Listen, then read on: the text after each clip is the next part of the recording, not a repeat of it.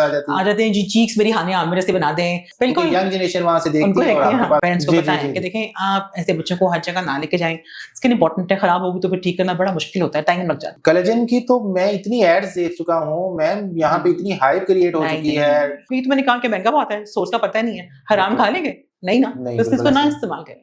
और it is customise कि आप तस्वीर को लेके आता था कि मुझे ब्राजीलियन कर दें, मुझे स्वीडिश लिप्स कर दें, तो हर किसी की एंजेलिना जोली के कर दें। हाँ, वो तो उसके ही लगते हैं कि आजकल छोटे बच्चों में बहुत ज्यादा बाल वाइट हो रहे हैं। बस हाइप ऐसी ही है। देखें वही टीवी में देख के जी फहद मुस्तफा ने लगाई है तो हम भी लगाते हैं, ऐसे नहीं है। अस्सलाम वालेकुम नाज़रीन, वेलकम टू प्लस पॉइंट के एक और ज़बरदस्त और मालूमाती एपिसोड में। आज हम बात करेंगे हमारी बॉडी के एक अहम पार्ट स्किन के बारे में, इसकी खूबसूरती, सेहत और जदीद इलाज के बारे में। और हमारे साथ मौजूद हैं हमारे मुल्क की नामवर स्किन स्पेशलिस्ट डॉक्टर सारा साहिबा, जो हमें बताएंगी जिल्द की बीमारियों का आसान इलाज, एक्ने, पिगमेंटेशन और डार्क स्पॉट से निजात, स्किन पर पीआरपी, माइक्रो नीडलिंग और लेजर जैसे जदीद एस्थेटिक इलाज पर, और सबसे अहम खूबसूरती के साथ सेहतमंद जिल्द कैसे मुमकिन है। तो आइए तैयार हो जाइए एक मालूमाती, साइंसी और तकनीकी वीडियो के साथ सिर्फ प्लस पॉइंट पर। डॉक्टर साहब, welcome to our show. Bundle of thanks for giving us your precious time. Thank you so much जी। मैम स्टार्ट करते हैं आज का हमारा टॉपिक। डॉक्टर साहब, सबसे पहले ये बताएं कि ड्राई और ऑयली स्किन में क्या डिफरेंस होता है और इनको कैसे ट्रीट करना चाहिए, और मेन सबसे ये है कि कैसे पता चलेगा कि स्किन की टाइप कौन सी है।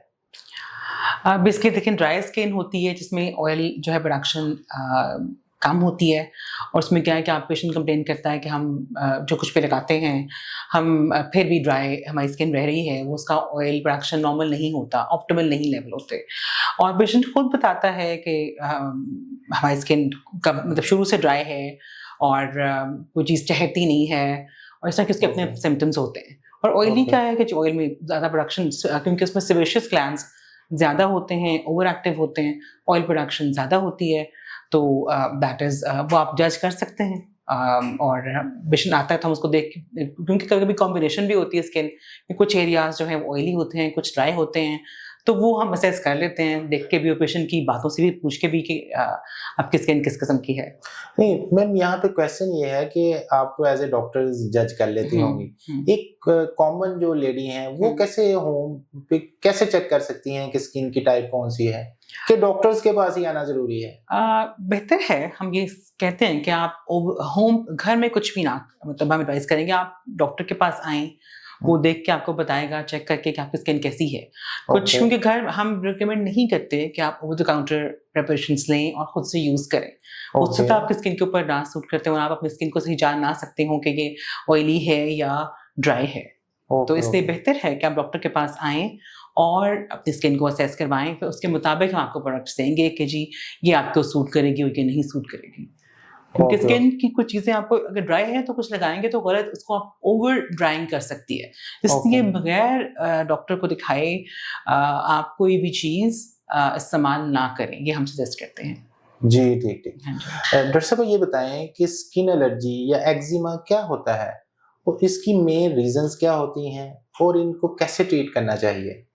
सबसे पहले तो skin allergy, this is a misnomer, ये वर्ड यूज करना हमारे पास आते हैं नेम कि स्किन एलर्जी है।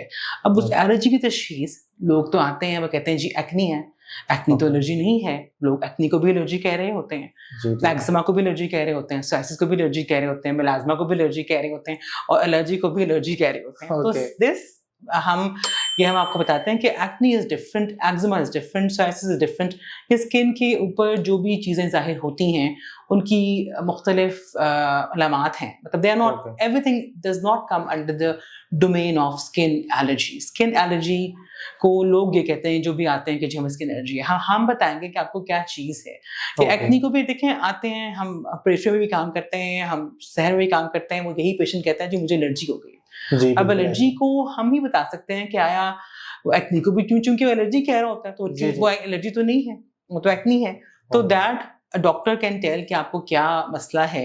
Are you really suffering from allergy, या आपको एक्नी है या मेलाज्मा है या सोराइसिस है या एक्जिमाज है एंड ब्ला ब्ला, जो व्हाटएवर आप कह सकते हो, कोई भी जी, स्किन, जी, क्योंकि जी। स्किन एक बहुत ब्रॉड है, उसमें स्पेक्ट्रम ऑफ डिजीज बहुत ज्यादा है।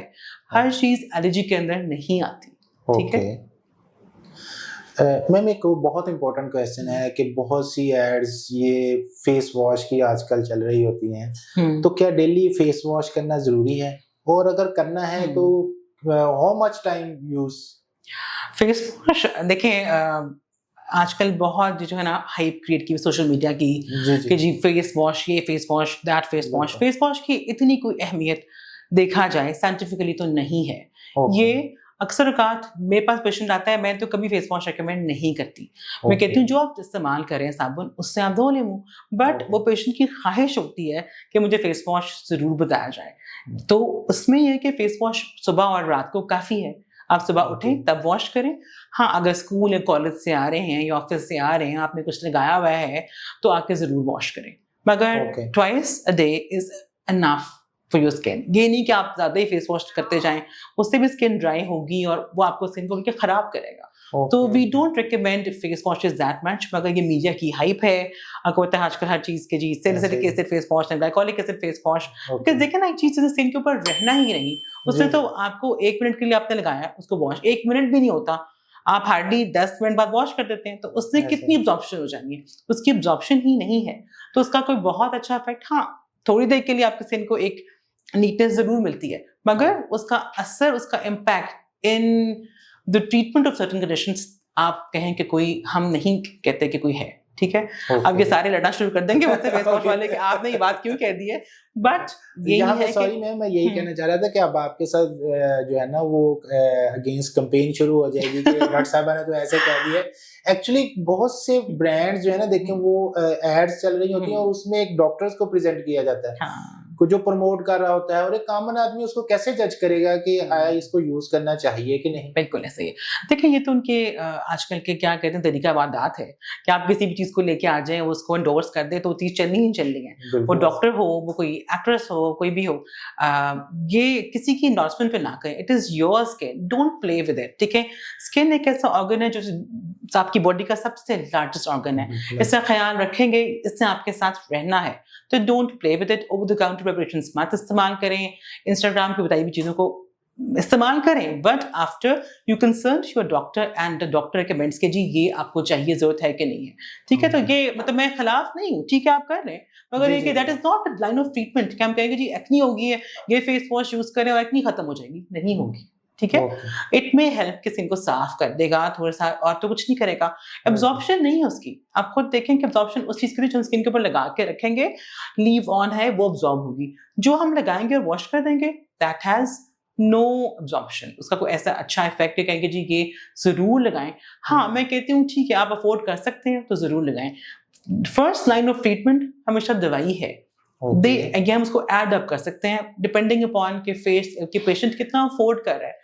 आपको पता है स्किन की दवाइयाँ पहले ही बहुत महँगी हैं। एक बिल्कुल नुस्खा ऐसे। कम से कम भी अगर मैं फेस वॉश ऐड करूँगी तो 10 से 15 हज़ार का होता है, कम से कम भी मैं कह रही हूँ। तो मैं ओके, पेशेंट से कहती हूँ कि अगर आप चाहते हैं कि आप स्किन की डिज़ीज़ को ट्रीट करें तो ये दवाई खा लो। हाँ, तो अफ़ोर्ड कर सकते हो तो you can opt for face wash.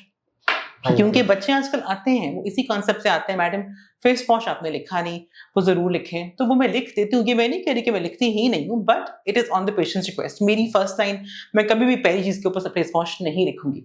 वो ओके। आपकी ट्रीटमेंट नहीं है। हाँ, वो स्किन को साफ करने के लिए। देखिए हमारी माएँ-बहनें, आप अपनी अपनी दादियों को याद करें, अपनी अम्मियों को याद करें, वो बिल्कुल, कहाँ इतना कुछ करते हैं, उनकी स्किन ऐसे अभी ही। भी हमारे से ज़्यादा अच्छी है, ठीक है? बिल्कुल सही। And they don't opt for like जो हम मतलब आजकल जो ये आप देखें, अब बच्चे जितना जी, यूज़ जी। कर रहे हैं, उतनी चीज़ें ही खराब हो रही हैं। अब बिल्कुल जितनी सही कह रहे एक्सफोलिएशन करें, जितना फेस वॉश यूज़ करें, मतलब वो आप कम स्किन के साथ खेलें, हैं। इसको जी, जी। प्रिज़र्व करें, ठीक है? हाँ, चीज़ों को यूज़ करें, कोई मसला है। अगर नहीं है, अब छोटे बच्चे आ रहे हैं 15 साल की, 16 साल की, भी आप कहते हैं क्वेश्चन क्या होता है, मैडम हमें स्किन रेजिमेन बता दें, स्किन केयर रेजिमेन बता दें। मैं कहती हूँ तुम लोग तो इतने यंग हो, यू हैव जी। ऑप्टिमल स्किन, आपके हार्मोन्स ऑप्टिमल हैं, आप यंग हैं, आपको ज़रूरत नहीं है फ़िज़ूल में अपनी स्किन को ट्रॉमेटाइज़ करने की। हाँ, बस सनब्लॉक लगाएँ, एक फेस वॉश करें और मॉइस्चराइज़र कंटिन्यू करें, दैट्स ओके। इट। ये चीज़ें बहुत ज़रूरी हैं। बाकी हाँ, आप जो पेशेंट्स हैं अगर कहते हैं तो लिखते हैं, पर लगे इस तरह से कि आप ये ज़रूर इस्तेमाल करें, that is not how it works. ठीक है। ओके मैम, एक यहाँ पे क्वेश्चन है, क्या कम पानी पीना जिल्द पे असर डालता है? और काइंडली ये भी बताइएगा कि हेल्दी स्किन के लिए एटलीस्ट कितना वाटर जो है वो डेली यूज करना चाहिए। और एक बहुत सारी मिथ्स इसके टाइमिंग को लेके पाई जा रही हैं कि मॉर्निंग में लेना है, इवनिंग में लेना है, आफ्टर ब्रेकफास्ट लेना है, जरा इसको क्लियर कीजिएगा। देखिए, वाटर तो पता है हमारी बॉडी का कॉन्स्टेंट है, लाइक हमारी बॉडी में उसकी कॉन्स्टेंट मिकदार बहुत ज़्यादा है, सबसे ज़्यादा है, लेना बहुत ज़रूरी है। मगर ये नहीं कि अब जिस तरह किसी ने कह दिया कि जी आप 2 लीटर पानी पिए, अन्य वहाँ आपको that is not even required. तो आपको जितना ठीक है 7 से 8 10 ग्लास पानी ज़रूर पिएं, बट ब्रेक के साथ, और कोशिश करें कि अपना पानी का हाँ मॉर्निंग में ज़रूर लें, ठीक है, वो ज़रा आपके बॉल को क्लेंस करता है और आपके लिए अच्छा है। पर रात को मगरिब के बाद पानी ना पिएं, उसके बाद पानी पीना is an overload on your kidneys. आप 2 से 3 सिप्स तो ले सकते हैं, बट नॉट लाइक आप ग्लास क्या भर गिलास पी रहे हैं, वो नहीं। दिन के टाइम में सुबह से शुरू करें और खाने से पहले पिएं, खाने के बाद ना पिएं, जिस तरह हमारी सुन्नत का तरीका है कि आप इस तरह पानी पिएं। ये नहीं कि पानी से पेट भरना है, ये भी नहीं है, ठीक है। और पानी पिएं, अच्छा है स्किन के लिए, उसको हाइड्रेटेड रखना, बहुत डिहाइड्रेशन नहीं होनी चाहिए। ठीक है कि आप उसको एडेक्वेट अमाउंट ऑफ हाइड्रेशन जितना आपकी रिक्वायरमेंट है, अगर इसी के अंदर बैठ रहे हैं आपकी इतनी रिक्वायरमेंट नहीं है, आप बाहर काम करें, ठीक है, आप किसी ह्यूमन एनवायरनमेंट में ऑफ कोर्स आपकी रिक्वायरमेंट बढ़ जाएगी। ये नहीं कि आप मतलब आप एसी में बैठे तो आप 12 ग्लास पानी पी रहे हैं, आपकी कम हो जाएगी रिक्वायरमेंट, बट अपनी स्किन को डिहाइड्रेशन, आपको पता ही होता है कि स्किन ड्राई होती है तो पानी जरूर पिए और स्किन को मॉइस्चराइज करें, वो भी उसको ट्रांसएपिडर्मल वाटर लॉस को प्रिवेंट करता है। पानी पिए भी और मॉइस्चराइजर लगा के रखें, तो हमारी स्किन से भी वाटर लॉस हो रहा था ना, तो वो भी कम होगा, उसको मॉइस्चराइज करके रखें। मैम इसमें एक और क्वेश्चन ऐड कर लें कि बहुत सारी मिथ्स में से ये भी है कि पानी ठंडा यूज करना है या गर्म। ये तो इट्स अ लॉन्ग डिबेट, कभी ठंडा इस्तेमाल करें, कभी रूम टेम्परेचर पे इस्तेमाल करें, कभी गर्म करें। तो देखें, जब गर्मी में अगर आपका दिल नहीं कर रहा पीने को, हमारा ये तो बस नॉर्मल पिए, आप रूम टेम्परेचर पे पिए, बेहतर है। बहुत ठंडा पानी वैसे भी इतना अच्छा नहीं होता, और गर्म तो पिया ही नहीं जा सकता इस वेदर में। तो बस ऑप्टिमल टेम्परेचर जहाँ की आपकी रिक्वायरमेंट है उसके मुताबिक के बहुत, देखिए आप आजकल फैसलाबाद में कितनी गर्मी है, 47 है, 46 हो रहा है, तो इसमें आप गर्म पानी नहीं पी सकते, उबलता पानी आप हाँ रूम टेम्परेचर वाला पानी पी लें, ठीक है। और वो उसका कोई एज सच उसका स्किन के ऊपर कोई इम्पैक्ट नहीं है, बस पानी पीना है, ठंडा पिए, गर्म पिए, मिक्स पिए, that is like upon you, कि आप उसमें मतलब उसका स्किन से कोई ताल्लुक नहीं है कि आप कहेंगे आप गर्म पी रहे हैं तो क्या होगा, ठंडा पी रहे हैं तो क्या होगा, ऐसा कुछ नहीं है। ओके डॉक्टर साहब, ये बताएं, एक बहुत ही इंपॉर्टेंट इशू है डार्क सर्कल, इसकी रीजंस क्या होती हैं और इसको कैसे ट्रीट करना चाहिए? It's a very good question. बहुत से पेशेंट्स हमारे पास आते हैं विद डार्क सर्कल, जिसको अपनी जुबान में हम कहते हैं इंफ्रा ऑर्बिटल हाइपरमेलानोसिस, ठीक है। इसकी बहुत सारी वजूहात होती हैं। एक तो जेनेटिक है, नंबर 1, नंबर 2 जिनकी आई साइट वीक होती है उन लोगों में भी हो सकते हैं, नंबर 3 आयरन डेफिशिएंसी, नंबर 4 आपका लैक ऑफ स्लीप, ठीक है। और इसकी exact cause that is not known, तो इसकी कोई, तो हम इसको जब आपका पेशेंट आता है तो हम जरूर कहते हैं कि पहले अपना आयरन लेवल चेक कराएं, आपके पेरेंट्स में को तो नहीं है, स्लीप पैटर्न कैसा है, अच्छा उसको पूरा करें। मैम इसमें भी जेनेटिक्स का रोल होता है? कुछ लोगों की आंखें होती थोड़ी सी डीप सॉकेटेड हैं। सॉकेट क्या होता है कि आई जो बॉल है ना वो आंख के अंदर होती है, तो कुछ लोगों की आईज फेमिलियर होते हैं कि सॉकेट थोड़ा डीप होता है, तो वो अल्लाह की तरफ से नेचुरली होते हैं, ठीक है ना। और फैमिलीज में भी रन कर रहे होते हैं कि कुछ देखे ना, हर आपकी कोई चीज अपने माँ बाप से मिलती है, तो ये भी पेरेंट्स से आप इनहेरिट कर सकते हैं कि मदर को हैं तो आपको भी हो सकते हैं, पूरी फैमिलीज में होते हैं, तो वो भी हैं। फिर देखिए एड्रेस करने के लिए इसके लिए हम बहुत सारी चीज, आयरन को ठीक करेंगे तो it definitely has a very good impact, sleep को ठीक करेंगे तो बहुत फर्क पड़ता है, ठीक है। फिर इसको जो हम इलाज के लिए करते हैं, इन सब चीज़ों के बाद हम पेशेंट्स को कहते हैं कि आप एक तो हम लाइटनिंग क्रीम्स भी देते हैं फॉर इंफ्राऑर्बिटल हाइपरमेलानोसिस, उसके बाद आयरन को कर दिया कि जी उसका अगर कम है तो हमने उसको कर लिया। फिर है कि PRP कर सकते हैं, PRP is also very good option. फिर अब है PDRN, दैट इज पॉलीडिऑक्सीराइबोन्यूक्लिक एसिड, वो न्यूक्लियोटाइड होते हैं हम इंजेक्ट कर देते हैं, तो उससे भी बहुत अच्छा इफेक्ट आता है। और तीसरा है कि अंडर आई फिलर, इसको हम टीयर ट्रफ फिलर कहते हैं। किसी को इमीडिएट रिजल्ट चाहिए होता है तो tear trough is an excellent option, it is the best, top of the list पे टीयर ट्रफ के लिए फिलर ही आता है कि उससे बहुत अच्छा इम्पैक्ट आता है, ठीक है। तो वो बहुत का अच्छा इलाज है। क्योंकि टॉपिकल क्रीम से कोई बहुत मिरेकलस डिफरेंस नहीं आता कि पेशेंट कहे कि जी मैंने ये लगाई और मेरे हल्के खत्म हो गए, ऐसे नहीं होता। कम हो जाते हैं बट चूंकि मगर कि जो एग्जैक्ट जो आइडियल ट्रीटमेंट है वो है अंडर आई फिलर, नंबर 2 पे PRP एंड PDRN, फिर नंबर 3 पे क्रीम्स लगा लें and sunblock, yes very important, provided you have अपना एडेक्वेट अपने आर लेवल्स पूरे करा लिए तब। और अगर जिस तरह कुछ लोग एनक लगाते हैं, जी जी, एनक लगाने के बावजूद उनको फिर बहुत ज़्यादा डार्क सर्कल्स होते हैं, तो उनका में ये कि हम या तो अगर वो अफोर्ड कर सकते हैं तो they can opt for laser, कि आप आए कि लेजर करवा लें, वरना वो लेजर ये आप फिलर करा लें। फिलर की लाइफ होती है, वो फिर भी कराना पड़ता है, बट फिलर से ऑप्टिमल रिजल्ट्स आते हैं बहुत अच्छे, मतलब patients that is a definitive treatment, आप कहेंगे वो उससे बहुत अच्छा फर्क पड़ता है। अच्छा मैम, यहाँ पे एक क्वेश्चन इससे रेलेवेंट ही है कि जितनी आपने ये एस्थेटिक ट्रीटमेंट्स बताई हैं, तो क्या ये लॉन्ग टर्म होती हैं? एस्थेटिक ट्रीटमेंट्स लॉन्ग टर्म इतनी नहीं होती, ठीक है। उसमें कि देखें एस्थेटिक ट्रीटमेंट्स हम इसके लिए तो ये मैंने आपको ऑप्शंस दिए ना कि अपने आप या तो आयरन ठीक करें, स्लीप पैटर्न ठीक करें, आप PRP करें। PRP भी कहते हैं मेंटेनेंस चाहिए होती है, ठीक है। कोई हम कहेंगे जी आपने एक बार करा रही है जिंदगी भर के लिए, ये नहीं है। Everything which we do in dermatology in aesthetics that requires maintenance, because हर चीज साथ साथ चल रही होती है, बढ़ रही होती है। हम देखें अब फर्ज करें कि एजिंग है, ageing is an ongoing process. अभी सिर्फ मैं इसकी बात नहीं करी इंफ्राऑर्बिटल हाइपरमेनोसिस की, generally for every aesthetic procedure कि एक वी आर एजिंग डेली, हम हर रोज बूढ़े हो रहे हैं, तो हम ये कहेंगे हमने एक बार ये करा लिया है तो हम जिंदगी भर के लिए हो गया, दैट इज नॉट पॉसिबल, ठीक है। आपको किसी भी चीज के लिए जो आप कराते हैं treatment, aesthetic treatment, fillers, Botox, threads and but so on, उसमें कि आपको उसको मेंटेनेंस चाहिए होती है आपको, ठीक है। तो आपको कराने पड़ते हैं, मगर ये नहीं कि हर महीने कराने पड़ेंगे। Filler has a life, always use for a good filler. एक अच्छा फिलर जो महंगा फिलर है वो कम से कम 1 साल आपका 1 से 1.5 साल निकाल देता है, ठीक है। अब ये है कि selection of doctor, selection of filler, उसमें सब में आपकी वो बहुत इंपॉर्टेंट है कि वो आप देखें और चूज करें और सही जगह पे जाएं। वो एक अलग बहस है। यहाँ पे एक और क्वेश्चन भी तो है ना मैम कि एक कॉमन आदमी क्या इनको अफोर्ड कर सकता है? प्राइस के हवाले से बात कर रहा हूँ। देखें ये सब चीजें ना क्या है कि दे आर लग्जरीज, ठीक है। अफोर्डेबिलिटी के ऊपर हम हर किसी को नहीं कहते कि आप फिलर लगा लें। हाँ, कोई मसला हो रहा है, उसका किसी लड़की कोई आ रही है, उसका रिश्ता नहीं हो रहा, फिर मैं कहती हूँ तुम लगवा लो, ठीक है। उसको हम डिस्काउंट भी दे देते हैं, बट ये नेसेसिटीज नहीं है। You have to differentiate between ये नेसेसिटी है और ये कंपल्शन है, आपको जरूरी है, ये लग्जरी है, ठीक है। तो वो चीजें वो हैं। हाँ, उन लोगों के लिए हम PRPs कर सकते हैं, लेजर्स कर सकते हैं, ये सब चीजें देखें वही ना कि देयर ऑल लग्जरीज। तो luxuries is not for everyone. आप हर गाड़ी हर कोई नहीं खरीद सकता। स्किन की ये कि फिलर आप सबको ये कहें कि it is made for everyone. हाँ, हम यही तो नहीं है कि स्किन सिर्फ फिलर से तो जवान नहीं रहते, और चीजें भी हैं। फिर ऑप्शंस हर किसी, क्योंकि we are doctors, we are for masses, we are sitting here for everyone. मेरे पास हर क्लास का पेशेंट आता है। मैं जैसे यहाँ खुड़िया वाला, शाहकोट, पेरिफेरी में पिछले 10-15 साल से प्रैक्टिस कर रही हूँ, तो मेरे पास हर क्लास का पेशेंट है।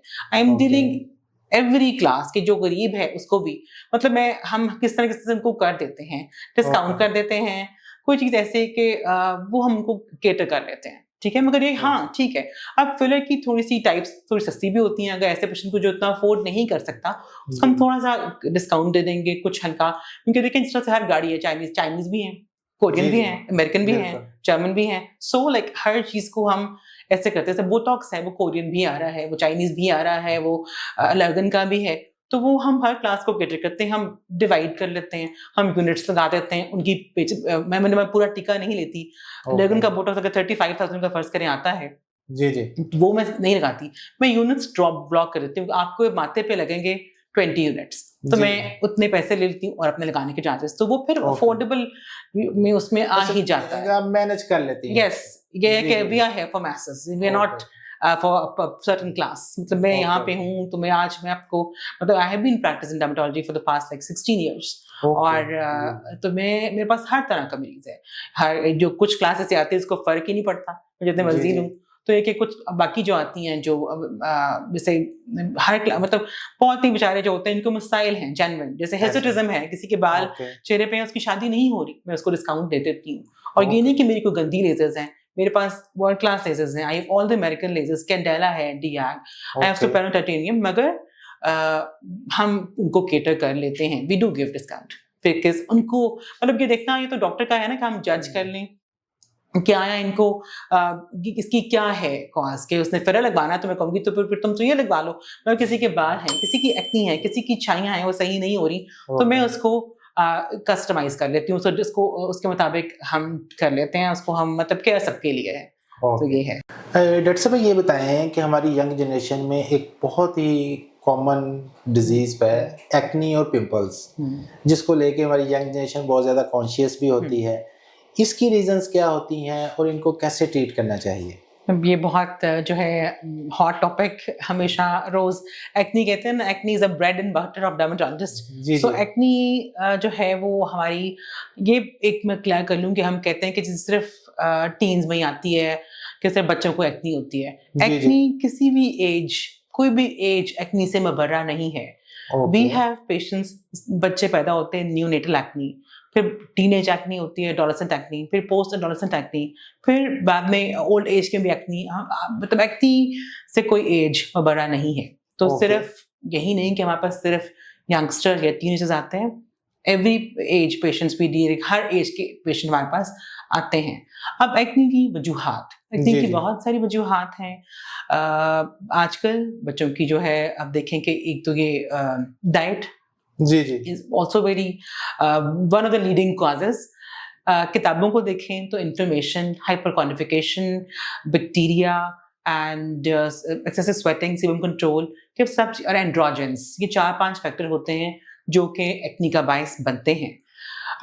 आजकल हम देखें कि बच्चों की जो वो फूड्स जिनकी ग्लाइसेमिक इंडेक्स हाई होती है, जब हम खाते हैं और ब्लड में जाके ग्लूकोज लेवल कितना हाई होता है, वो सब चीजें भी एक्नी की कॉजिंग लिस्ट में आ जाती हैं। जिसमें आजकल की सारी junk food, chocolates, sweets, bread, जितनी भी कार्बोहाइड्रेट हैं वो सारे के सारे, तो सारे लीडिंग कॉज हैं एक्नी की।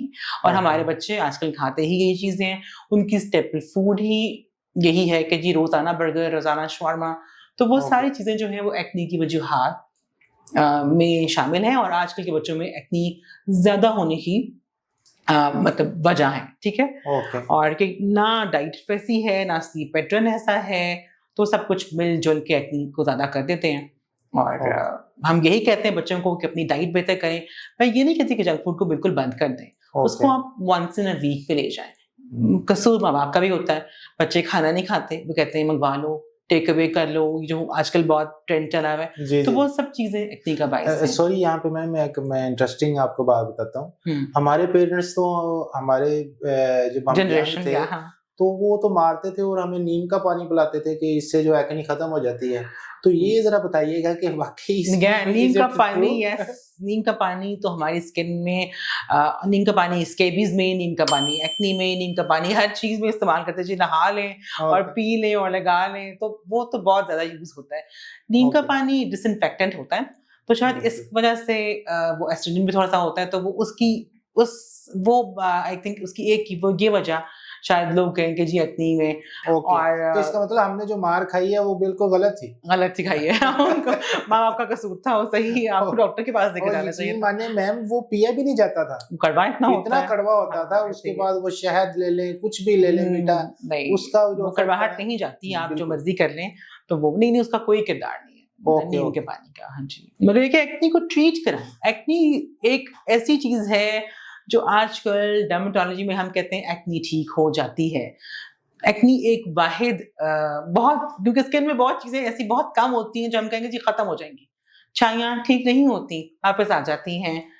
बहुत सारी वजूहत, psoriasis, eczemas, they have a recurrent course, तो बात ठीक हो जाएंगे, वापस आ जाएंगे। मगर एक्नी अभी भी कुछ ऐसी कह सकते हैं कि ऐसी बीमारी है जो कि ट्रीटेबल है, और उसको वक्त पे ट्रीट करा लेंगे तो आपकी मुंह पे जो होते हैं ना खड्डे, वो जिंदगी भर के लिए पड़ते हैं, वो नहीं पड़ेंगे, ठीक है। एक्नी स्कार्स वो याद दिलाते रहते हैं कि जी ये दाने निकले थे, तो वो उसको एक्नी को ट्रीट कराएं। एक्नी इज ट्रीटेबल नाउअडेज, खड्डे नहीं पड़ेंगे और आप वक्त पे करा लेंगे। तो डॉक्टर साहब ये बताएं कि फेशियल और स्क्रब को लेके हमारी रूटीन क्या होनी चाहिए, और इससे रेलेवेंट क्वेश्चन ये है कि मार्केट में जो मिलने वाली क्रीमें हैं डिफरेंट किस्म की, क्या उनको यूज करना चाहिए?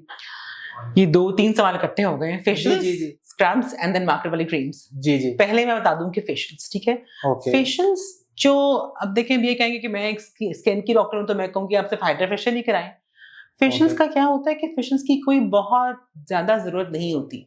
आप देखें एक 35 साल का लड़का और एक 35 साल की लड़की जो फेशियल लेती है और 35 साल का लड़का जो फेशियल नहीं लेता, लड़के की स्किन बेहतर होती है, उसकी जो हम फेशियल्स नहीं ले रहे होते, और लड़कियों की स्किन उतनी बेहतर नहीं होती। मतलब फेशियल्स बहुत ज्यादा कराने के मैं हक में नहीं हूँ। खासतौर पर जो सैलून्स में हैं कि बहुत फेशियल आजकल कराते हैं, उनका कोई फायदा नहीं है, ठीक है। वो बस क्या करते हैं 2-3 दिन तक स्किन चमकती है, फिर वैसी की वैसी हो जाती है। वो क्या है कि स्किन को हल्का सा मसाज कर दिया, ब्लैक हेड निकाल दिए और इसका कोई मास्क लगा दिया, that's it, that's what they do. तो उसके हम इतना ज्यादा I am not in a favour. तो आप उससे बेहतर है अगर आपने करवाना है तो आप हाइड्रा फेशियल ऑप्ट करें। हाइड्रा फेशियल में, और उसको भी आप सैलून वालों से ना कराएं, go to a proper skin doctor जो कि करे, जिसको पता है कि आपकी स्किन पे क्या है और क्या नहीं है। एक्नी है, स्किन ड्राई है, स्किन कॉम्बिनेशन है, स्किन पे कोई आप क्या क्या मतलब हमने क्या लगाना है क्या नहीं लगाना, हर चीज सबके लिए नहीं होती, इसलिए वो आपको कस्टमाइज करते हैं हम फेशियल्स को। हाइड्रा फेशियल भी जो हम करते हैं वो 15 के 15 स्टेप हर मरीज पे नहीं करते, हम देख लेते हैं कि पेशेंट की स्किन कैसी है उसके मुताबिक करते हैं। तो hydra facial is a better option considering कि आपने फेशियल कराना ही है, ठीक है। तो वो करवाएं। और दूसरा ये कि स्क्रब्स बहुत ज्यादा ना करें, ओवर स्क्रबिंग से स्किन खराब होती है, ठीक है ना। सबको we don't recommend over exfoliation, acne भी हो सकती है, आप स्क्रब को यूज ना करें।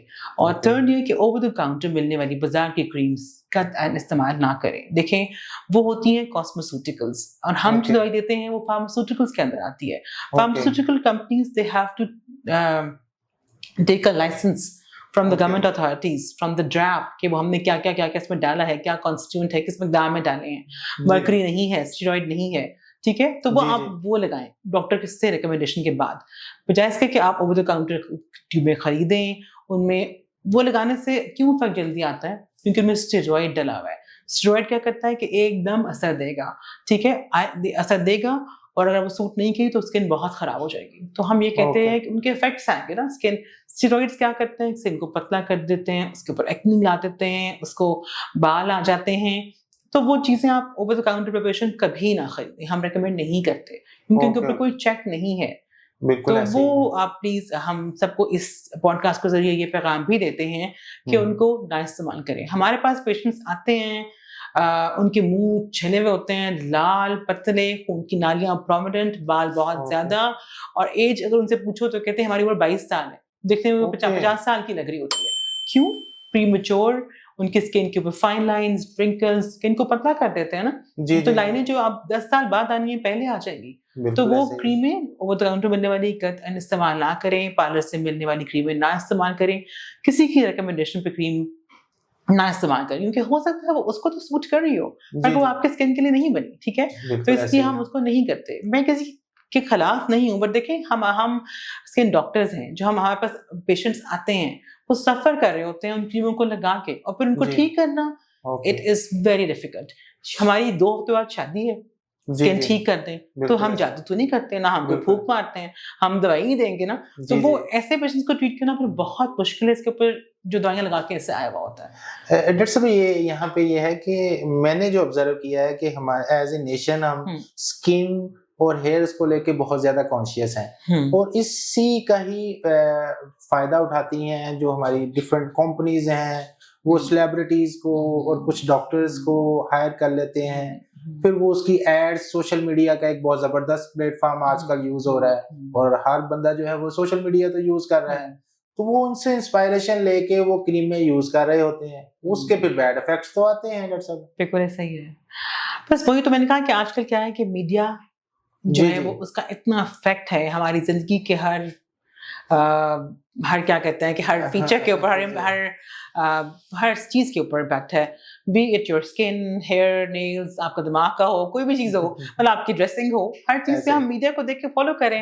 वो ट्रेंड सेटर्स है ना, कि सारे के सारे लोग जो क्यों कराते हैं, किसी एक्टर को ले आएंगे, उसका एंडोर्स कर दो, क्योंकि उनको देख रहे होते हैं, वो अच्छे लग रहे होते हैं, हम उनको फॉलो करते हैं। तो वो इसलिए क्या होता है, क्रीमों वाले उनको एड में डाल लेते हैं और हम भी उनको अन्य फॉलो करना शुरू कर देते हैं। बट ऐसे नहीं होना चाहिए। एक्चुअली ट्रेंड्स है ना, कि ब्यूटी ट्रेंड्स ये ऑल ओवर ही ऐसा है।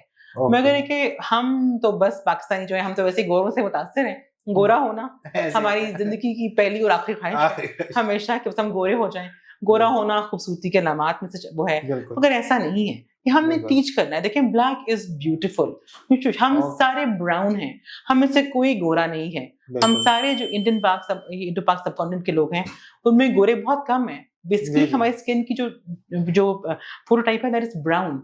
कोई कम ब्राउन है, कोई ज्यादा ब्राउन है, गोरे नहीं है हम, ठीक है। बस हम गोरों से मुतासिर हैं, तो वो हमने चेंज करना है, हमने अपने बच्चों को बताना है। अब माएँ आई हुई होती हैं, आप छोटी छोटी बच्चियां हैं 12 साल 13 साल की, मेरी सीधा रंग बहुत काला है, मेरे से नहीं गया भैया, हमने तुम क्यों उसको बता रही हो कि तुम्हारा रंग काला है? वो आपने नहीं बताना। आप कहें कि लव योर स्किन। मेरा ये है कि मैं कहती हूँ कि स्किन को आप ब्राइटन अप करें। Skin brightening is important, skin lightening कोई कॉन्सेप्ट नहीं है। स्किन के ऊपर दाने ना हो, उसके ऊपर छाइयां ना हो, उसके ऊपर निशान ना हो, और love your complexion, that is how it should be, ठीक है। ओके, डॉक्टर साहब ये बताएं कि झुर्रियों, डार्क स्पॉट्स और स्पेशली एजिंग को रोकने के लिए क्या एहतियातें की जाएं? It's very good question again. Ageing को हम रोक तो नहीं सकते, हम इसको डिले कर सकते हैं, and we can age gracefully. Delay करने के लिए या जो बहुत ज़रूरी है, एक तो ये है कि अपने स्किन को सन प्रोटेक्शन ज़रूर करें, सन ब्लॉक ज़रूर लगाएं, ठीक है। और दूसरा ये कि उसको मॉइस्चराइज करके रखें, ठीक है। ये और तीसरा कि आजकल हम पेशेंट्स को देते हैं रेटिनॉल, ठीक है, सेरामाइड्स, हाइड्रेशन, 3 चीज़ें जो बहुत इंपॉर्टेंट है कि उसको रेटिनॉल लगाएं।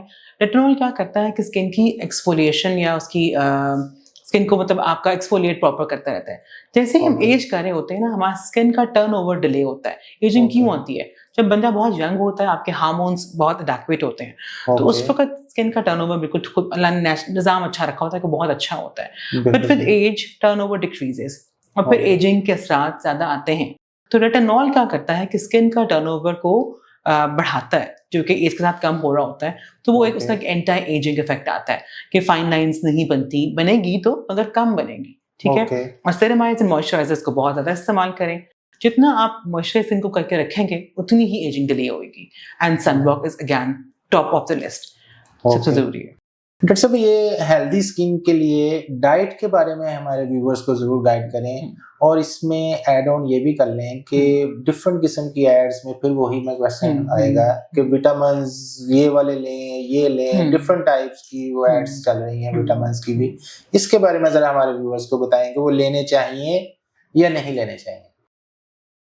हेल्दी स्किन के लिए देखिए, diet is very very important. आपकी स्किन जितनी आपकी जो है कार्बोहाइड्रेट्स कम होंगे, उतनी आपकी जो है ग्लाइसेमिक इंडेक्स कम होगी, ना एक्नी होगी, और एजिंग जो है उसको एक्नी नहीं होगी तो और भी बेहतर रहेंगे। जी। फिर ये कि अपनी डाइट में दूध लें, दही लें। दही इज़ वेरी गुड, ठीक है। दही जो है वो आपको बहुत कैल्शियम देता है और गुड सोर्स ऑफ प्रोटीन भी अगर दही के फॉर्म में तो आ जाएगा वो। पानी ज़्यादा पिएं, सब्जियां, गोश्त का इस्तेमाल करें, मीठा कम कर दें। मीठा हो गया, चॉकलेट्स हो गए, ये कम इस्तेमाल करें, तो वो अच्छा उसका किरदार है। बाकी है कि आजकल जो विटामिन है, कोलेजन हो गया, बहुत सी हाइप क्रिएट की हुई है, तो वी डोंट रिकमेंड इट, ठीक है। यहाँ पे आप कहें कि पता नहीं पहले वो हलाल है कि नहीं है, सोर्स ऑफ कोलेजन क्या है, ठीक है, वो हम अभी रिकमेंड नहीं करते। ऑल्दो मीडिया पे बहुत ज्यादा आ रहा है कि आप कोलेजन लें, अगर लेना ही है तो ग्रास फेड ऑर्गेनिजम्स हो या आप इम्पोर्टेड कर, यहाँ पे लोकल तो बिल्कुल भी ना लें, ठीक है, जो हम रिकमेंड करते मैं तो पेशेंट मुझसे पूछता है कि आप कोलेजन लें, तो मैं कहती हूँ आप ना लें, आप यखनी पिएं, आप बोन ब्रॉथ लें, सबसे अच्छा सोर्स ऑफ कोलेजन वो है, ठीक है ना। आपको बहुत bone broth is an excellent source of collagen, आपको पता है किसका आप ले रहे हैं। सॉरी, आपने मैम यहाँ से अच्छा किया, आपने ये स्टार्ट कर दिया कोलेजन की, तो मैं इतनी एड्स देख चुका हूँ मैम, यहाँ पे इतनी हाइप क्रिएट हो चुकी है। आई थिंक मैं तो बहुत कंफ्यूज हूँ कि इसको ओरली लेने से क्या ये इफेक्ट कर सकती है। आप खाएं, कोलेजन खाएं, कोलेजन पिएं, यखनी पिएं। देखा क्या है कोलेजन, इट्स अ प्रोटीन। आप बोन ब्रॉथ ले लें, यखनी सबसे अच्छा सोर्स है। आपको पता है कि हलाल है, गोश्त की हड्डियां ले लें, बीफ की हड्डियां ले लें, उसको पकाएं, यखनी का एक कप ले लें, बेस्ट सोर्स ऑफ कोलेजन है। आप ना पैसे ज़ाया करें ओवर द काउंटर मिलने वाले कोलेजन के ऊपर। एक तो वो बहुत महंगा है, उसका सोर्स हमें नहीं पता कि वो कहाँ से आ रहा है, ठीक है, तो उसको ना इस्तेमाल करें। हम रेकमेंड नहीं करते, हमारे टीचर्स, हमारे professors, they don't recommend collagen. बस की हाइप बहुत क्रिएट की हुई है ना। आपको जी पता जी है ना, बिल्कुल मीडिया एक चीज के पीछे पड़ जाता है तो बस वो बिल्कुल पड़ ही ऐसे जाता है, मगर बिल्कुल हम ऐसे उसको नहीं।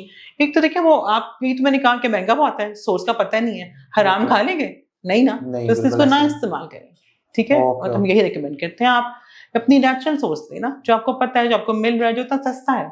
हड्डियां बिल्कुल तो ऐसे कसाई के पास जाएं, वो वैसे ही डाल देगा, उसको पका लें और उसको 2 कप पी लें, एक हफ्ते में 2 बार पी लें, आप डेली ना पिए तो ओके। वो लें, ठीक है। मैम ये बताइएगा, हम अक्सर सुनते हैं कि स्किन बैरियर जो है वो कमजोर हो गया है, ये स्किन बैरियर क्या होता है? स्किन बैरियर एक नेचुरल तय होती है जो प्रोटेक्ट करती है आपको एनवायरमेंटल हैजर्ड से, चीज़ों, तो वो अल्लाह की तरफ से स्किन का बैरियर इंटैक्ट होता है। कुछ लोगों में नहीं होता, जैसे टॉपिक्स में है, जी बहुत ड्राई है स्किन, तो उनका बैरियर डिस्टर्ब होता है, या कोई ओके चीज़ ऐसी लगा ली, कोई जो ओके आपको स्किन को सूट नहीं की, उससे स्किन बैरियर डिस्टर्ब होता है। कभी कभी रेटिनॉल लगा लेते हैं लोग जी बहुत जी ज़्यादा, जी और वो सही तरीके से लगाते नहीं है, उससे भी बैरियर डिस्टर्ब हो जाता है। तो वो क्या ओके होता है, फिर आपकी स्किन में खारिश, एलर्जी, और आपकी स्किन रेड हो जाती है, वो होती है। कुदरती तौर पे जो टॉपिक्स बच्चे होते हैं, जिनकी स्किन एक्जिमा प्रोन होती है, उनका बैरियर डिस्टर्ब होता है। ओके और उसमें ये होता है कि आप मॉइस्चराइज रखें, आप स्किन को ये जो है ब्लैंड सोप्स, इमोलिएंट्स बहुत ज़्यादा लगाएं। और अगर आपका बैरियर इस तरह से कोई चीज़ लगाने की वजह से औरतें कुछ लगा के आ गई हैं और ख़राब हुआ है, तो हम कहते हैं हर चीज़ बंद कर दें, ओके सिर्फ मॉइस्चराइजर और लो पोटेंसी स्टेरॉइड लगाएं कुछ दिन के लिए, वो भी 5 से 7 दिन के लिए, उससे वो ओके बेहतर हो जाता है। और उसको फिर आप कभी ऑल्टरनेट डेज पे लगा सकते हैं। जैसे कुछ लोगों का तो नेचुरली एक्जिमाज हैं, एक्जिमा प्रोन स्किन में क्या है कि स्किन ड्राई है, जी उनका जी बैरियर को तो फिर डिस्टर्ब हुआ है, तो उसको तो लगाना ही पड़ेगा हमेशा। मगर ओके कुछ दवाइयों, जैसे रेटिनॉल से डिस्टर्ब हो रहा है, उनसे अगर आप थोड़ी देर के लिए लगाएंगे तो ठीक हो जाएगा। मैम एक बहुत ही इम्पोर्टेंट क्वेश्चन है कि एंटी एजिंग ट्रीटमेंट्स किस एज से स्टार्ट की जा सकती हैं? एंटी एजिंग ट्रीटमेंट्स आप 25 के बाद, ट्रीटमेंट्स तो नहीं, एंटी एजिंग क्रीम लगाएं 25 के बाद। ओके हाँ, 30s में you can start with the treatments, ठीक है। ओके क्योंकि हम डिले भी करते हैं, कुछ ट्रीटमेंट प्रिवेंटिव भी होते हैं, जैसे बोटॉक्स इज प्रिवेंटिव, जी तब जी आप कर सकते हैं। जैसे कुछ लोगों को बहुत जो इस्तेमाल अपनी ये आंखों को बहुत फोकस कर रहे होते हैं और बहुत फ्राउन लाइंस की पड़ी होती हैं, ओके उनमें हम लगा देते हैं। जैसे एंटी एजिंग, जैसे 25 साल की तो यंग है ना, उसको जी जरूरत जी नहीं है। आफ्टर 25, 26, 27, 28 के बाद आप थोड़ा बहुत कर सकते हैं शुरू। एंड व्हेन यू 30s में आप लगाना शुरू करें चीज़ें ज़्यादा, और कराएं भी। एस्थेटिक ओके जो ट्रीटमेंट्स है, बोटॉक्स हो गया, अभी कराना शुरू कर दें 35 के बाद, तो आप जरूर करवाएं। ओके। उससे पहले सिर्फ टॉपिकल लगाते रहें, उतना ही काफी होएगा। मैम यहाँ पे बताएं कि फाइन लाइंस और रिंकल्स को कम करने के लिए कौन सी एडवांस ट्रीटमेंट्स हैं? फाइन लाइंस और रिंकल्स को कम करने के लिए बहुत सारी चीजें हैं। कुछ तो हम लेजर से असिस्टेंस लेते हैं, कुछ Okay. जो है हम बोटॉक्स पे लगा सकते हैं। लेजर में we have carbon fractional CO2 laser, ठीक है। वो क्या करती है कि फाइन लाइंस को बहुत अच्छा ट्रीट करती है। उसके Okay. सेशंस होते हैं। We have micro needling, we have radio frequency micro needling, they are on the laser based devices, जो कि आपकी फाइन लाइंस और रिंकल को आहिस्ता आहिस्ता कम करते हैं, अगर आप बोटॉक्स के लिए ऑप्ट करना नहीं चाहते। ओके और अगर आप बोटॉक्स ऑप्ट करते हैं तो Botox is very good again, Botox से बहुत अच्छा फर्क पड़ता है, लाइंस जैसे पेयर हो जाती हैं। बट चूंकि वो वेसल्स को पैरालाइज करता है, वो आर्जी तौर पे होता है, वो 4 to 5 months के बाद you have to get the botox again. Okay तो वो ये होता है, ये एंटी एजिंग इस तरह से वर्क करता है। मतलब प्रिवेंटिव क्या होगा कि आप लेजर शुरू कराना शुरू कर दें, ठीक है। फाइन लाइंस को अगर आप देखें हल्की सी लाइन है, तब उसमें बोटॉक्स नहीं लगाऊंगी, मैं कहूंगी CO2 कर लो। CO2 is preventive, it is affordable, ठीक है। और वो उसके पे सेशंस आप कराते रहें, 2-3 करने का, 6 महीने में एक बार करा लें, साल में एक बार करा लें, it is very very good. Okay और कॉस्ट इफेक्टिव भी है, इसमें बहुत ज्यादा पैसे नहीं लगते। ओके। हाँ जी। डॉक्टर साहब ये बताएं कि हाइड्रोफेशियल और मेडिकल फेशियल वाकई ही फायदेमंद है? हाइड्रोफेशियल फायदेमंद है, क्योंकि हाइड्रोफेशियल में हम क्या करते हैं, पहले स्किन को क्लीन करते हैं, उसके बाद हम उसकी हाइड्रेट एब्रेजन करते हैं, स्किन की सारी जो इम्पैक्टेड जो होते हैं उनको क्लीन कर देते हैं। उसके बाद we can apply like hydration serums हैं, स्किन की हाइड्रेशन को सही करते हैं, क्लेंजिंग करते हैं, उनका ग्लो लेके आते हैं। फिर इसके अंदर हम इनकॉर्पोरेट कर सकते हैं ऑक्सीजनोफेशियल, उससे भी स्किन बहुत अच्छी नीट होती है। फिर हम इस पर मास्क लगाते हैं, फिर हम इस पे डिफरेंट टाइप्स ऑफ फेशियल, जितना आप गुड़ डालते जाएं, जैसे एक्वा गोल्ड है, हम स्टैंपिंग करते हैं, उसमें हम सब सीरम्स को, बोटॉक्स को इकट्ठा मिला के स्टैंपिंग करते हैं। स्किन नीट एंड क्लीन, जो आजकल ये ग्लास ग्लो स्किन और कोरियन स्किन है ना, वैसी हो जाती है। तो वो डिफरेंट है modalities which can be incorporated them in the hydrofacial with very good results. तो हाइड्रोफेशियल अच्छा है, आपको पता है ना कि स्किन के ऊपर क्या लग रहा है, कितना लग रहा है, कैसे लग रहा है। जी, जी. तो ये चीजें आपको, मतलब आप देखें पार्लर में जाके आपको सिर्फ ये बताएं कि जी ये वाला फेशियल है, जी अब उसमें वो क्या लगा रही है, वो लगा रही भी है कि नहीं लगा रही, ये नहीं होता। हमारा सब कुछ आपके सामने होता है, वो हम ऐड भी करते हैं, जो चीज़ हम डालते भी हैं सीरम्स भी, हम अच्छी चीज़ें ही डालती हैं जो कि आपके स्किन के लिए बेहतरीन हो। ओके तो वो इससे अच्छा है। वी वुड रिकमेंड कि आप हाइड्रा फेशियल जरूर करवाएं। अच्छी वो एंटी एजिंग भी है, इसलिए अब आजकल के बच्चे बहुत ज़्यादा आते हैं 90s 19 है 20 है 21, उनको हाइड्रा फेशियल करा सकते हैं इंस्टेड ऑफ मेरी बेटी जाके पार्लर से फेशियल कराए, मैं ऐसे होंगी तो हाइड्रा करा लो, सेफ है, मतलब आपकी स्किन उससे साफ होती है, अच्छी हो जाती है। नहीं मैम, यहाँ पे एक और क्वेश्चन है कि इतनी यंग एज में क्या ये ट्रीटमेंट्स लेनी चाहिए? आजकल तो चूंकि लोग आपको यही तो मैंने कहा कि पीपल आर कमिंग और उनके इतने मसाइल हैं, वो आके कहते हैं हमारा कर दें। मैं कह रही होती मेरी बेटी का कर दो हाइड्रा फेशियल, मुझे कोई मसला नहीं है। जब ऐसे होता है, मतलब हम किसी को कहते नहीं कि तुम हाइड्रा करा दो, ऐसे नहीं मैं किसी कहती हूँ, अगर जरूरत नहीं है तो। अगर जिस पेशेंट आके उनकी मदर कह रही है कि जी मेरी बेटी इसका हाइड्रा कर दे, तो फिर हम पहले तो उनको मना करती हूँ कि आप अभी she is very young, but चूंकि वो कराने की उसमें आई हुई होती हैं, तो चूंकि इसका कुछ साइड इफेक्ट नहीं है तो आप ये करा सकती हैं। इसमें मतलब मुझे पता है कि इसकी मतलब उसमें क्या हम डाल रहे हैं, क्या सीरम डाल रहे हैं, साइड इफेक्ट नहीं है, इसलिए आप करा सकते हैं, सेफ है। क्योंकि हम इसमें कोई और चीज तो नहीं डाल रहे हैं कि बाहर से कुछ मतलब एक्स्ट्रा कुछ भी नहीं कर रहे होते। और आपकी एज के अगर स्किन को देख लेते हैं कि इसको इस चीज की जरूरत है कि नहीं है, तो फिर उसका नुकसान कोई नहीं है। इससे फिर यहाँ पे एक सिचुएशन ये है कि आप तो माशाल्लाह डॉक्टर्स हैं, आप क्वालिफाइड हैं, आप तो जज कर लेंगी। जो आम पीपल्स जो चले जाते हैं, जो हमारे नॉर्मल सैलून्स बने हुए हैं, अब तो गली मोहल्लों में भी काफी बने हुए हैं, बिल्कुल सही है, तो वहाँ पे जो ट्रीटमेंट्स मिल रही होती हैं वो तो फिर हार्मफुल हुई, यंग जनरेशन जो वहाँ पे जा रही है। ये तो हम रेकमेंड करते हैं कि प्लीज हर जगह से ना करें। अब तो पता है हाइड्रा फेशियल की मशीन सैलून वालों ने रखी हुई है, सबने रखी हुई है, मगर ऐसे ही आप बच्चों को ना लेके जाना। आप पढ़ ले, हमारी इस पॉडकास्ट का मकसद ही यही है कि हम बच्चों को बताएं, पेरेंट्स को बताएं कि देखें आप ऐसे बच्चों को हर जगह ना लेके जाएं, स्किन इंपॉर्टेंट है, खराब होगी तो फिर ठीक करना बड़ा मुश्किल होता है, टाइम लग जाता है। तो वो हम इसी हमारा मकसद ही यही है कि हम लोगों को बताएं कि don't go to these salons. छोटे बच्चों को ना, मतलब आप खुद भी कोशिश करें कि हाइड्रा फेशियल कराएं, डर्मेटोलॉजिस्ट के पास आएं। हाँ सैलून्स, ये मैं नहीं कह रही कि जाओ तो मतलब आप मेकअप के लिए जाएं, और चीजों के लिए जाएं, मगर के फेश अगर आपने हाइड्रा करवाना है तो ऑप्ट फॉर डॉक्टर। डॉक्टर साहब, यहाँ पे आजकल आईवी थेरेपी के बारे में बहुत बात हो रही है। ये आईवी थेरेपी एक्चुअल में है क्या है, इसके बारे में जरा हमारे व्यूअर्स को बताएं। आईवी स्टैंड्स फॉर इंट्रावीनस, ठीक है, इंट्रावीनस थेरेपी। इसमें बहुत सारी चीजों का ट्रेंड चला हुआ है। आईवी ड्रिप्स हैं, उसमें लाइटनिंग ड्रिप्स हैं, इसमें नैड ड्रिप्स हैं, इसमें मल्टीविटामिन्स हैं, बहुत ज्यादा चीजें जो हैं आजकल यूज हो रही हैं, और बहुत ज्यादा रिक्वायरमेंट नहीं होती इनकी। मगर चूंकि मैंने पहले कहा कि स्किन लाइटनिंग का इतना ट्रेंड है यहाँ पे, तो ग्लूटाथियोन की ड्रिप्स इसको लेके बहुत सारी हाइप क्रिएट हुई है। बस हाइप ऐसी ही है, देखें वही टीवी में देख के जी फहद मुस्तफा ने लगाई है तो हम भी लगाते हैं, जी। ऐसे नहीं है। एक्चुअली मैं नाम नहीं लेना चाह रहा था, मगर मैंने ले लिया, बिकॉज़ आते हैं हम पेशेंट्स, हम ये कहते हैं जी उसने जो लगाया वो कर दे। तो बात ये है कि they are people from showbiz, उन्हें क्या करना है, अपनी स्किन को शो करना है, और उनके पास बहुत एडेक्वेट अमाउंट ऑफ पैसा भी है, वो कर सकते हैं, ठीक है। स्किन लाइटनिंग जो है या स्किन ब्राइटनिंग ड्रिप्स होती हैं, आईवी ड्रिप्स, एक तो दे आर एक्सपेंसिव, ठीक है, और अब तो इतनी चाइनीज आ गई हैं कि आपको पता चाइना हर जगह भरा हुआ है। उसमें भी चाइना आ गया। यस, अब वो आपको हर कोई, देखिए वो हर जगह मत जाएं, वो नुकसानदेह भी हो सकती हैं, और हम मतलब it is not, I don't prefer those drips. यहाँ पे फैसलाबाद में मैंने 2011 में आई वाज द फर्स्ट, हमने एक स्टडी की थी आईवी ग्लूटाथियोन की अंडर द हमने पैड के जो फोरम है पाकिस्तान एसोसिएशन ऑफ डर्मेटोलॉजी, वहाँ पे प्रेजेंट भी की थी मैंने कॉन्फ्रेंस में।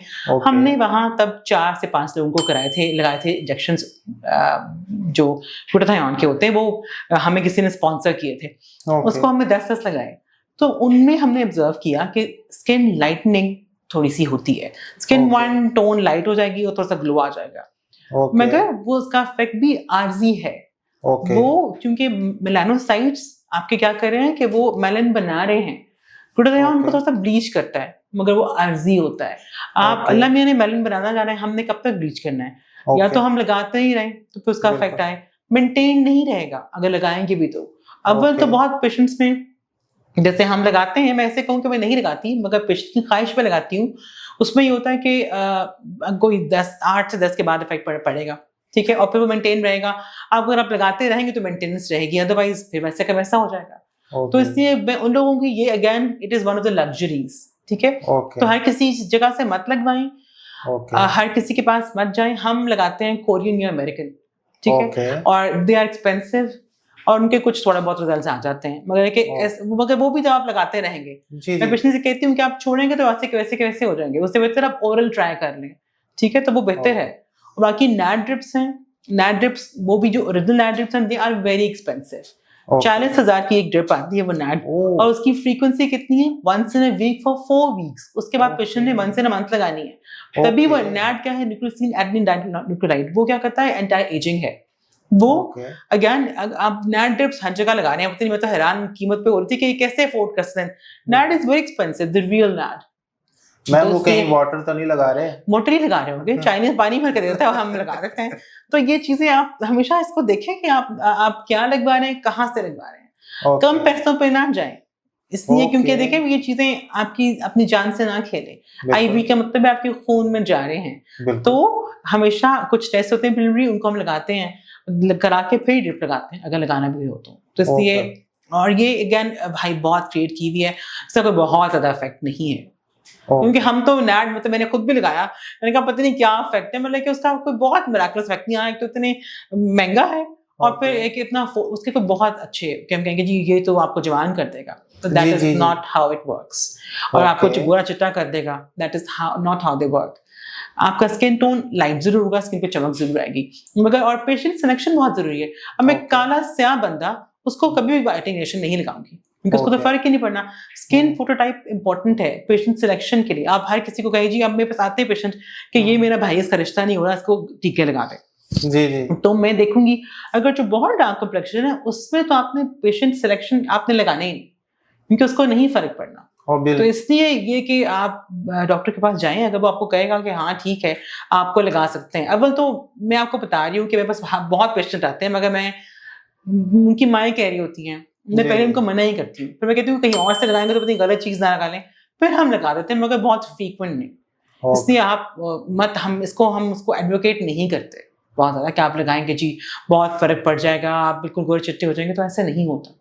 मैजिकल नहीं, देयर नो मैजिकल रिस्पांस नहीं है। कोई तो मैं कह रही हूँ कि love the complexion of your skin, love the way you are made. अल्लाह ने आपको बनाया है, उस अपनी स्किन से मोहब्बत करें, उसके ऊपर दाने ना हो, पहले भी कहा छाइयां ना हो, निशान ना हो, उनको दूर कर लें। हाँ, एंटी एजिंग क्रीम जरूर इस्तेमाल करें, सन ब्लॉक का इस्तेमाल जरूर करें, मॉइस्चराइजर जरूर इस्तेमाल करें, मगर इन चीजों को ऑप्ट मिनिमल करें। ये एक तो वही क्या कि लग्जरीज हैं।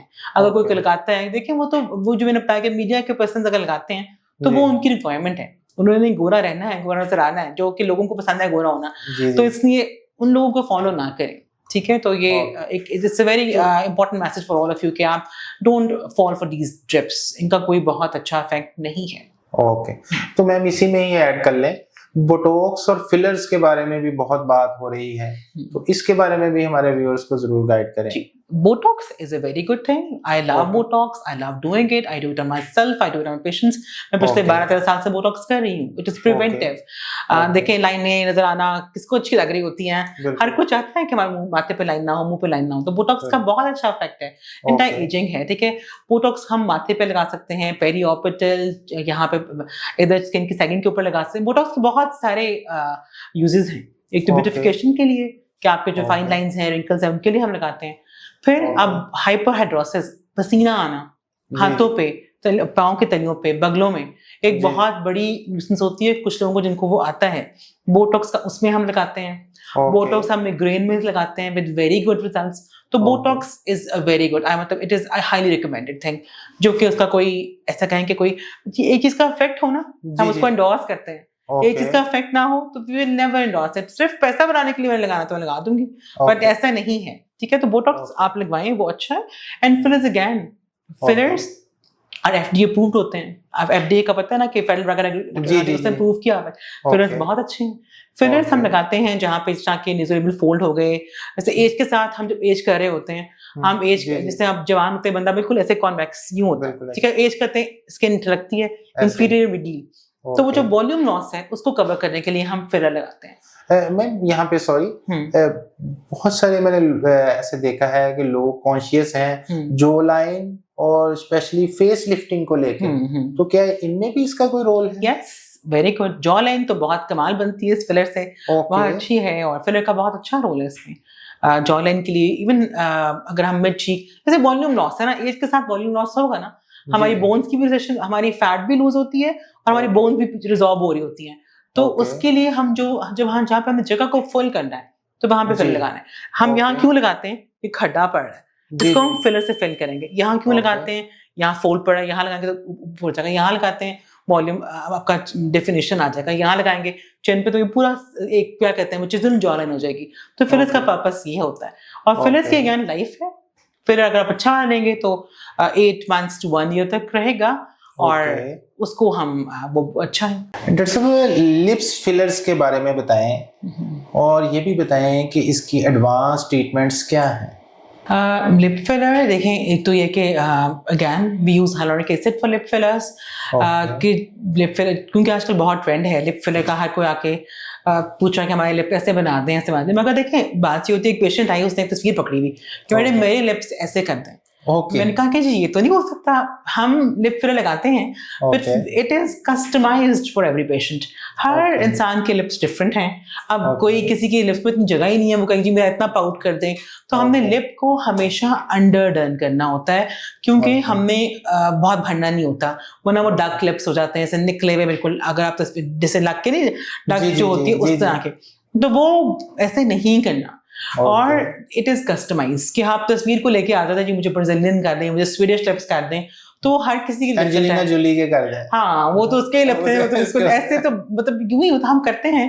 और ये कि क्योंकि एजिंग लिप्स की भी होती है ना, जैसे हम एज कर रहा होता है तो लिप भी ऊपर, लिप अंदर जा रहा होता है, तो उस क्वेश्चन में भी हम करते हैं। लिप्स बड़े अच्छे रिजल्ट आते हैं। पर आजकल तो यंग लड़कियां आ रही हैं, वो इतनी करा रही हैं, like more than the old females. ज्यादातर बिल्कुल 20 साल की लड़की, 21 साल की आ रही, मेरे लिप्स ऐसे बना दें। उनको हम कहते हैं कि नहीं बेटे, भी like you are too young. हाँ, अगर कोई डिफरेंस हो तो हम कवर कर देते हैं, मगर मेरा नहीं ख्याल कि इतनी अर्ली आप शुरू कर लें। बट अब क्योंकि ट्रेंड हो गया है, everyone is coming for lip fillers. और मगर कि अगर किसी को रिक्वायरमेंट हम लगा देते हैं, आउटकम बहुत अच्छा होता है। और आई थिंक डॉक्टर साहब यहाँ पे भी फिर वही सोशल मीडिया का ही रोल आ जाएगा, फिर इसकी वजह से ट्रेंड में इजाफा हो रहा है। बिल्कुल, यंग जनरेशन वहां से देखती है और आपके पास आ जाती है जी, चीक्स मेरी हानिया आमिर से बना दें, ऐसी। वो एक हमारी पाकिस्तानी जो है आजकल कोमल मीर ऐसी चीक्स कर दें। मैंने कहा उसको तो मुंह ही पहले छोटा सा, उसको तो भर दिया ना फिलर लगा के, मैम मुझे बस ऐसा ही मुंह चाहिए। मैंने कहा तुम्हारे मुंह में जगह ही नहीं है, नहीं आप भर दें। तो ये चीजें जो है ना, ये बहुत आ रही है। पेशेंट आगे तस्वीर बता रही हूँ, तस्वीरें लेके आते हैं, ऐसे बना दें, यूं कर दें, कोमल मीर जैसी गालें कर दें, हानिया आमिर चीक्स कर दें। और लिप्स का तो पता नहीं बाहर के पता नहीं कौन कौन सी पिक्चर्स है कि ये ऐसे करें जी। मैंने कहा अच्छा, तो वह करने का मजा आता है। मगर हम बहुत यंग बच्चों को कहते हैं कि अभी आप बहुत यंग हैं, अभी इसको ना करें। मतलब कोई मसला हो, कोई एसिमेट्री हो, तो फिर तो लगा देते हैं, मगर कि अदरवाइज इतनी यंग एज में जो है जितना डिले करें बेहतर है। डॉक्टर साहब, एक बहुत ही इम्पोर्टेंट क्वेश्चन है कि ये मैं चाह रहा हूँ कि इसको जरूर बताएं। वो है हमारी सोसाइटी में अब यंग जनरेशन जो है वो सिगरेट, स्मोकिंग, शीशा और वेप डिफरेंट टाइप्स के यूज कर रहे हैं, जिसकी वजह से जो लिप्स के कलर है वो चेंज हो जाते हैं। तो हमारे जो स्मोकर लिप्स हैं उसके लिए आप क्या रिकमेंडेशन करती हैं? पहले तो कहिए स्मोकिंग बंद करें, क्योंकि स्मोकिंग तो वो छोड़ेंगे नहीं। एक बार हम उनको ठीक कर भी देंगे तो दोबारा से, क्योंकि स्मोकिंग कॉस्ट वही की वही है ना। तो ऐसे पेशेंट को हम ये कहते हैं कि स्मोकिंग छोड़ेंगे तो मैं आपकी रेजर करूंगी। तो ये कि वो है, but they can be treated. हमारे पास क्यू स्विच है, वी हैव CO2, उन दोनों को इनकॉर्पोरेट करके, and we have certain lip creams जो लिप लाइटिंग करती हैं। All of them can be combined together और लिप लाइटिंग कर देती हैं। मगर आप प्रोजेक्ट आपने कॉज को खत्म कर दिया तो फिर ही फायदा है ना, वरना कोई फायदा नहीं। हाँ जी। डॉक्टर साहब, एक बहुत ही इम्पोर्टेंट पार्ट है इस हमारी एपिसोड का, वो है हेयर फॉल। काइंडली ये बताइएगा कि हेयर फॉल की बेसिक रीजंस क्या होती हैं, जेनेटिक्स या अदर्स? हेयर फॉल देखें अगेन, ये बहुत, इसके अंदर बहुत सारी चीज़ें आती हैं under lot of headings. Hair fall है किससे? अगर तो औरतों को हो रहा है, प्रेगनेंसी के बाद हो रहा है, तो उसको कहते हैं telogen effluvium. That is a normal physiological phenomena. जब भी कोई स्ट्रेस बॉडी में आता है तो उसके बाद आपको होता ही है, बालों ने गिरना ही गिरना है, ठीक है ना। फिर दूसरा होता है कि अगर कोई ट्रीटमेंट ली है, जैसे कैंसर कीमोथेरेपी ली है, उसमें भी बाल गिरते हैं, वापस आ जाते हैं। फिर तीसरा, कुछ दवाइयाँ जैसे कैंसर कीमोथेरेपी होगी, ब्रेटनॉइड्स होते हैं, उनमें भी बाल गिरते हैं मगर वापस आ जाते हैं, ठीक है। फिर आप देखें, एक है कि जैसे आदमियों में बालों गिरने की बहुत वजूहत होती हैं। एक होता है एंड्रोजेनेटिक एलोपेशिया और दूसरा होता है एलोपेशिया एरिएटा, ठीक है। फिर थायराइड के जो पेशेंट्स हैं उनमें बाल गिर सकते हैं। Iron deficiencies again a very leading cause of hair fall. ये सब चीज़ें, मतलब it's a very vast topic. एक टॉपिक मतलब आप जिसका पकड़ लें कि कोई खाली आयरन डेफिशिएंसी है, उससे जो बाल, हमारी औरतों में बहुत बाल गिरते हैं क्योंकि हमारी पूरी रेस ही आयरन डेफिशिएंट है। हमारी सारी औरतें ना वो इतना रिप्लेनिश नहीं करती, डिलीवरी के बाद आयरन नहीं लेती, और आयरन उनको बहुत ज़्यादा हेयर फॉल होता है। तो इसलिए वो उसको हम कॉज को एड्रेस करें और ट्रीट करें। That is a treatable cause of hair fall, telogen effluvium, ठीक है। फिर सर्टन जो ऑटोइम्यून डिजीज हैं, जैसे SLE हो गया, हाइपोथायराइड डिजीज है, इन सब में बाल गिरते हैं। उनमें तो फिर एलोपेशिया आगे स्कारिंग भी हो जाती है, वो एडवांस एलोपेशिया होता है। उसको भी हम कुछ हद तक रोक सकते हैं, उनमें कुछ हम दवाइयाँ लगा सकते हैं, उससे कुछ बेहतरी आ सकती है। फिर जैसे मेल्स में है एंड्रोजेनेटिक एलोपेशिया, वो या फीमेल्स में भी जो होता है वो, उसमें हम दवाइयाँ देते हैं, वो भी ट्रीट हो जाएगा। ट्रीटेबल है। एलोपेशिया एरिएटा इज अगेन, अब उसकी भी बहुत दवाइयाँ हैं, और अगर ना हो तो फिर हम हेयर ट्रांसप्लांट कह देते हैं। तो उसको हर कॉज को अलग अलग एड्रेस करना ज़रूरी है कि वजह क्या है, उसको ढूंढने के बाद क्यों हो रहा है, उसकी वो ढूंढना बहुत जरूरी है, उसके मुताबिक उसकी ट्रीटमेंट है। मैम क्वेश्चन ये है कि जेनेटिक्स ये होता है? हाँ जी। और क्या जेनेटिक्स हेयर फॉल का इलाज है? एंड्रोजेनेटिक एलोपेशिया का इलाज वही है कि हम टॉपिकल दवाइयाँ देते हैं, खाने की दवाइयाँ देते हैं, और अगर ना बहुत ज़्यादा हो गया वो प्रोग्रेस तो फिर हम उसको ट्रांसप्लांट की तरफ पेशेंट को डाल देते हैं। ओके डॉक्टर साहब, एक बहुत ही इम्पोर्टेंट क्वेश्चन यहाँ पे है कि आजकल छोटे बच्चों में बहुत ज़्यादा बाल वाइट हो रहे हैं, इसकी क्या रीजंस हो सकती हैं और इसको कैसे ट्रीट करना चाहिए? इसको कहते हैं प्रीमेच्योर ग्रेइंग ऑफ हेयर या कैविटीज।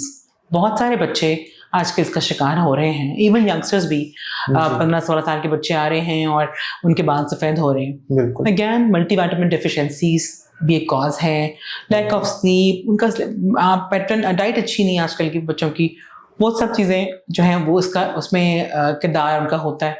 तो वो हमें देखना चाहिए, उनको मल्टीविटामिन्स दें, आयरन दें, मिनरल, सेलेनियम, जिंक सब ऐड करें तो उनसे बहुत बेहतरी आती है। तो मैम यहाँ पे फिर वही क्वेश्चन होगा कि विटामिन्स लें या नेचुरल फूड पे जाएं? नेचुरल भी लें और एड अप, ऐसे बच्चों को हम देते हैं, हम उनको ओरल भी मल्टीविटामिन जरूर देते हैं ताकि वो कमी पूरी हो और उनके बाल बेहतर हो सके। और कि वो हो भी जाते हैं कुछ केसेस में और कुछ में नहीं भी होते, फिर हमको जैसे हेयर डाई का मशवरा देते हैं।